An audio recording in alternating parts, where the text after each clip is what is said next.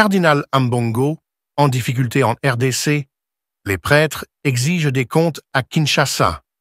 Des tensions éclatent au sein de l'archidiocèse de Kinshasa alors que des prêtres défient publiquement la direction du cardinal Fridolin Ambongo, l'accusant de mauvaise gestion et de négligence de leurs besoins spirituels et financiers. Une crise se profile au cœur de l'Église, avec des boycotts, des suspensions et des appels à la réforme secouant la communauté de foi.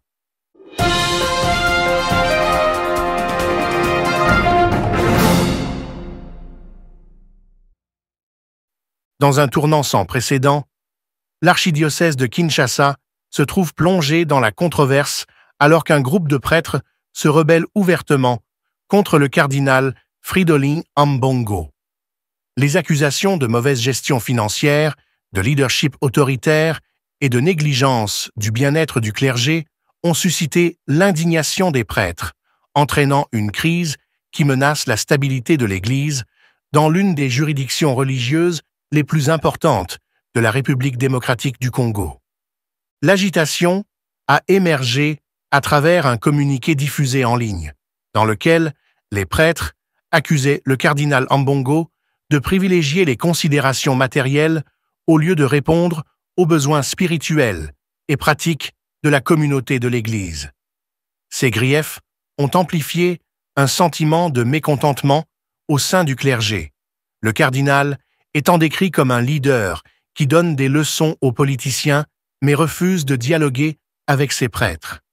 La déclaration des prêtres l'accuse d'être un dictateur qui rejette les objections, isole les évêques auxiliaires et gère mal les finances de l'Église.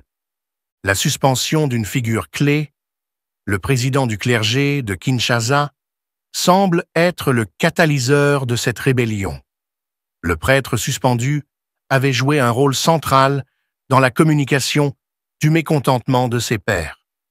Plutôt que de répondre à ses préoccupations, le cardinal Ambongo aurait exigé des excuses publiques, une démarche perçue comme autoritaire par les prêtres en protestation. Le conflit s'est intensifié lorsque le cardinal Ambongo a supposément cherché à obliger les prêtres à retirer leurs déclarations en émettant une deuxième lettre désavouant leurs griefs initiaux. Cependant, cette demande n'a fait qu'approfondir le fossé, les prêtres avertissant leurs pairs de ne pas se conformer aux directives du cardinal.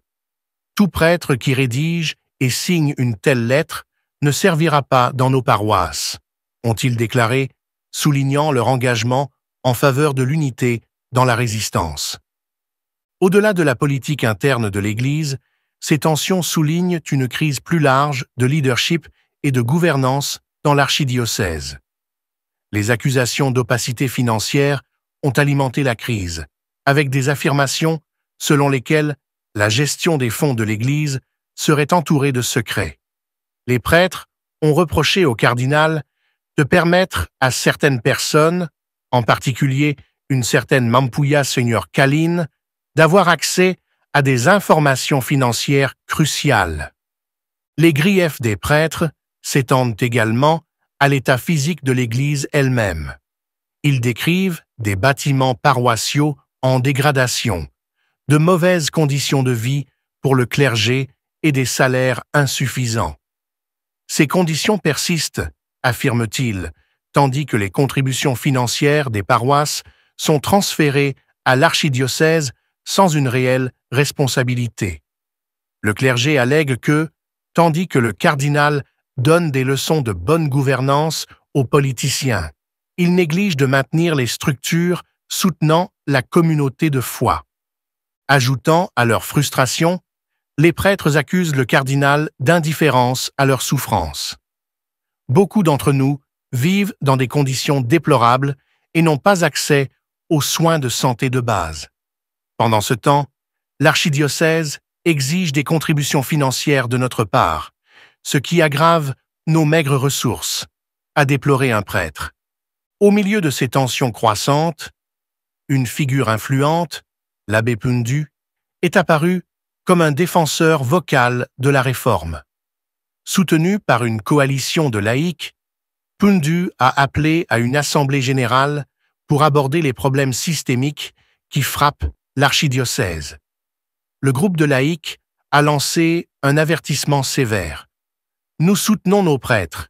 Si aucune action n'est entreprise, nous mobiliserons pour retirer le cardinal de notre diocèse. Il est venu pour détruire, non pour construire. Les boycotts soulignent davantage leur mécontentement. Les prêtres ont refusé d'assister à la messe d'ouverture de l'année jubilaire et ont décliné les invitations à échanger les vœux de Nouvel An avec le cardinal. Ces actes de défi montrent la profondeur du mécontentement et l'urgence d'une résolution. Les prêtres et leurs partisans appellent désormais le nonce apostolique à intervenir dans la crise.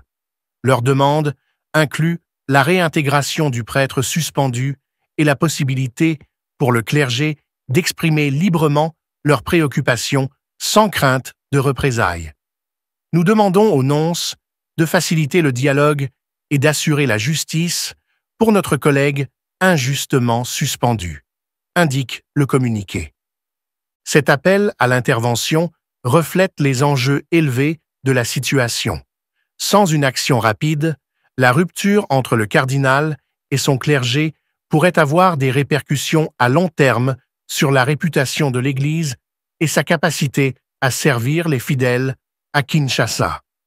La crise au sein de l'archidiocèse de Kinshasa est un rappel frappant des défis auxquels sont confrontées les institutions religieuses alors qu'elles naviguent dans des problèmes internes de gouvernance et répondent aux besoins de leur communauté.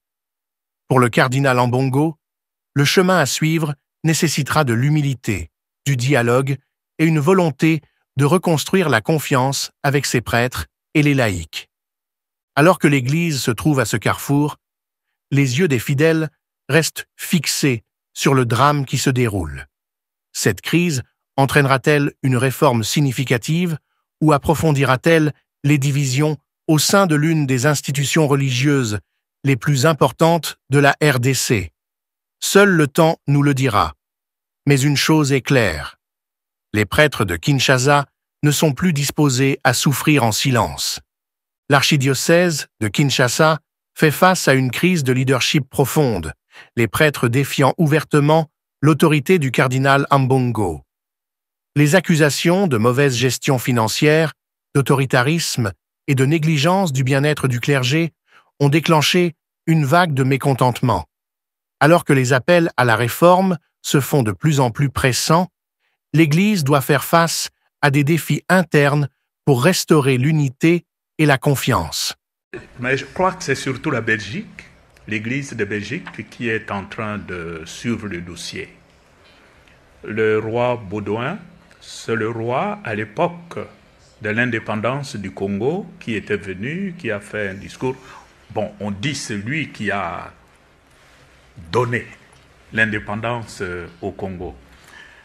Mais il s'est passé quelque chose, nous le savons, avec la mort du premier ministre Lumumba.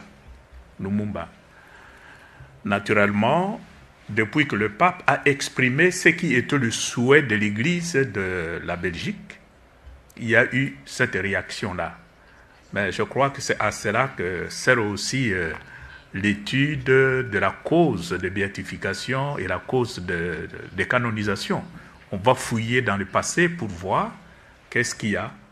Mais nous, on reste ouverts dans ce sens que si son dossier évolue bien, pour nous, c'est un politique qui a été quand même courageux dans le contexte de la Belgique.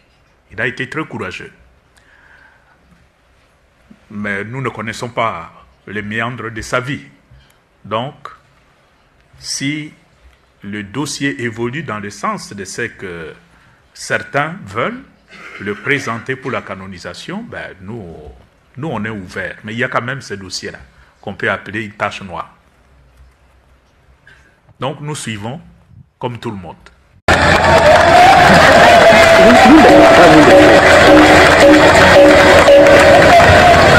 Enfin, pour vous, mes chers jeunes, célébrez Christ roi c'est s'ouvrir à l'espérance en un monde meilleur et en un avenir radieux.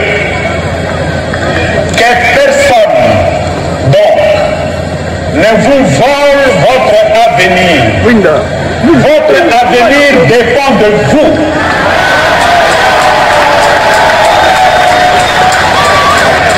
Ne laissez à personne